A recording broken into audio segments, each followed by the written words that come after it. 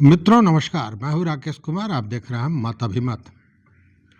मित्रों, बेतिया राज्य के जमीन को या पूरे चल अचल संपत्ति को सरकार ने अपने अधीन कर लिया है और इसके लिए पिछले महीने आपको याद होगा कि विधानमंडल में एक अधिनियम पास किया गया और उसके बाद सारे चल अचल संपत्ति को राज्य सरकार ने अपने अधीन कर लिया, जो पहले कोर्ट ऑफ वार्ड्स के तहत आता था।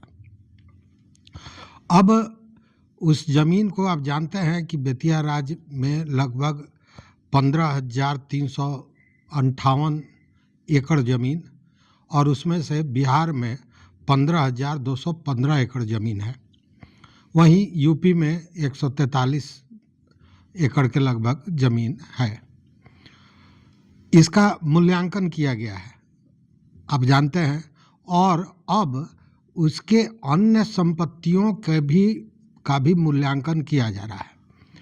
ये जो अपने अधीन करने वाली बात थी, इसमें सरकार का ये कहना था कि चूंकि बेतिया राज्य के चल अचल संपत्ति का दुरुपयोग हो रहा है, उसका अतिक्रमण हो रहा है, उसको बर्बाद किया जा रहा है, इसलिए उसको संरक्षित करने के लिए, और चूंकि अब तक कोई उत्तराधिकारी नहीं बेतिया राज्य का आया है, इसलिए इसको सरकार ने अपने तहत अपने अधीन कर लिया है।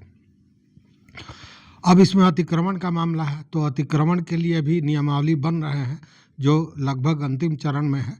उसके बाद स्पष्ट हो जाएगा कि अतिक्रमण कैसे हटाया जाएगा। लेकिन इसी बीच एक बड़ी घटना, एक बड़ा समाचार यह है कि आपको याद होगा कि 1990 में एशिया की सबसे बड़ी चोरी हुई थी और वो चोरी हुई थी बेतिया में। बेतिया राज्य के दौलत खाने में ये चोरी हुई थी और उसे एशिया का सबसे बड़ा चोरी बताया गया था, जिसमें बड़ी मात्रा में हीरे जवाहरात और अन्य जो सामान थे, सामग्रियां थीं, सोने चांदी के, उन सारी की चोरी हो गई थी।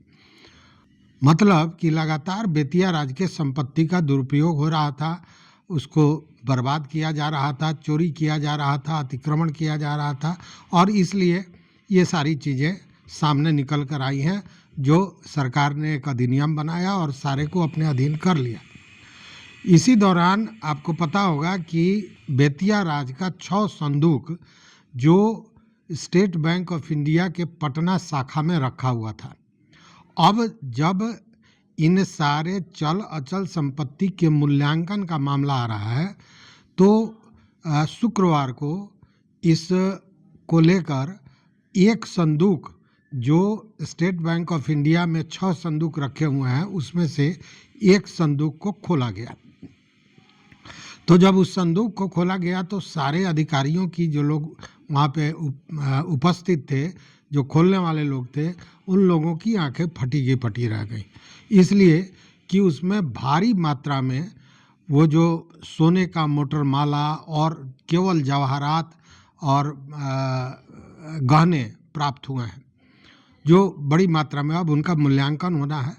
उसी के बाद अब ये भी बताया जा रहा है कि बहुत जल्द बाकी जो 5 बचे हुए संदूक हैं उनको भी खोला जाएगा और उनका मूल्यांकन किया जाएगा।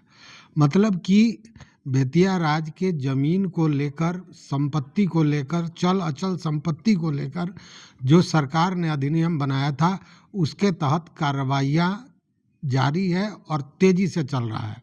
और इसी संदर्भ में ये जो संदूक रखा हुआ था SBI के स्ट्रांग रूम में, उसमें से एक संदूक खोला गया और जिसमें करोड़ों करोड़ की संपत्ति मिलने की बात आ रही है। हालांकि जब मूल्यांकन होगा तब सही कीमत का अंदाज़ा होगा, लेकिन अभी जो जानकारी मिली है उसके अनुसार भारी मात्रा में मोटरमाला और सोने के गहने, जवाहरात, ये सब प्राप्त हुए हैं। अभी 5 संदूक और बाकी है।